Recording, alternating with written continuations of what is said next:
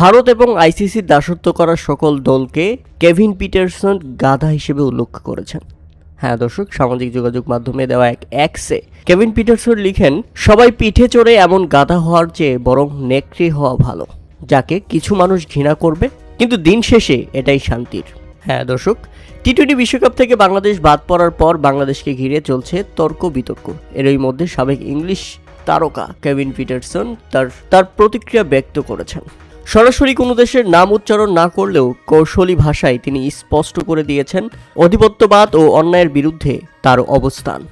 তিনি লিখেন, গাধার মতো সবার বোঝা বহন করার চেয়ে নেকড়ের মতো বেঁচে থাকা ভালো। এতে কিছু মানুষ ঘৃণা করলেও অন্তত মানসিক শান্তি পাওয়া যায়। এই বক্তব্যের মধ্য দিয়ে তিনি বাংলাদেশ ক্রিকেট বোর্ডের সাহসী সিদ্ধান্তকে সম্মান জানিয়েছেন।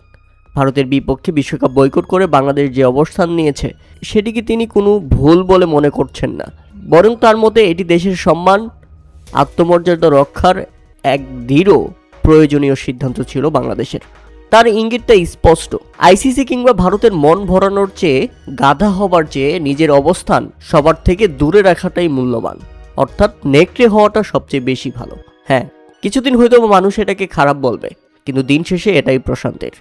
সবসময় সবার বোঝা বইতে গিয়ে নিজেকে হারিয়ে ফেলার চেয়ে আলাদা হয়ে দাঁড়ানোই সবচেয়ে শ্রেয়। কিছু মানুষ এতে অসন্তুষ্ট হতে পারে, সমালোচনা করতে পারে, কিন্তু দিন শেষে মানসিক শান্তি ও নিজের দেশের সম্মানটাই সবচেয়ে বড়। বাংলাদেশ দল ঠিক পথেই হেঁটেছে, আর সেজন্যই বাংলাদেশ এবার সম্মানের দাবিদার। ঠিক এভাবেই যদি আইসিসি এবং ভারতের দাসত্ব বাকি দেশগুলো না করত, তাহলে আজ ভারত মাথা চাড়া দিয়ে দাঁড়াতে পারত না এবং সবাইকে গাধার মতো বুঝিয়ে শাসন করতে পারত না।